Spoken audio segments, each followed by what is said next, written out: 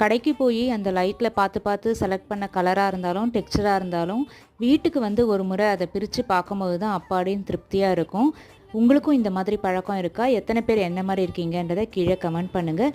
சாரீ மட்டும் இல்லாமல் ஆர்டிஃபிஷியல் ஜுவல்லரியும் ஒரு ஆரஞ்சு க்ரீன் சாரீக்கு பேர் பண்ணுறதுக்காக இதை வாங்கியிருந்தேன். சாரீ அப்புறமா காமிக்கிறேன்.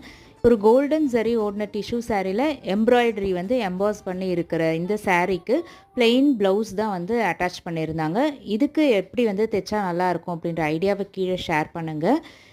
இந்த சின்ன பர்ச்சேஸ் எல்லாம் முடிச்சுட்டு நைட்டு டின்னர் வந்து தோசை, மார்னிங் இருந்த இட்லியோடு சேர்த்து காலி பண்ணியாச்சு. லஞ்சுக்கு சமைச்ச சாம்பார், அதே மாதிரி கீரை கடையிலையும் சேர்த்து இன்றைக்கி டிஃபனையும் வந்து முடித்தாச்சு. இது முடிச்சுட்டு வாங்கிட்டு வந்தது எல்லாமே எடுத்து வச்சுட்டு பலாப்பழமும் வாங்கிட்டு வந்திருந்தோம். இதை டீசீட் பண்ணிவிட்டு இந்த மாதிரி பாதி பாதியாக பிரித்து வச்சிட்டிங்கன்னா ஃப்ரிட்ஜில் 2-3 டேஸ்க்கு கண்டிப்பாக நல்லாயிருக்கும். ட்ரை பண்ணி பாருங்கள். அடுத்த விலாகில் பார்க்கலாம்.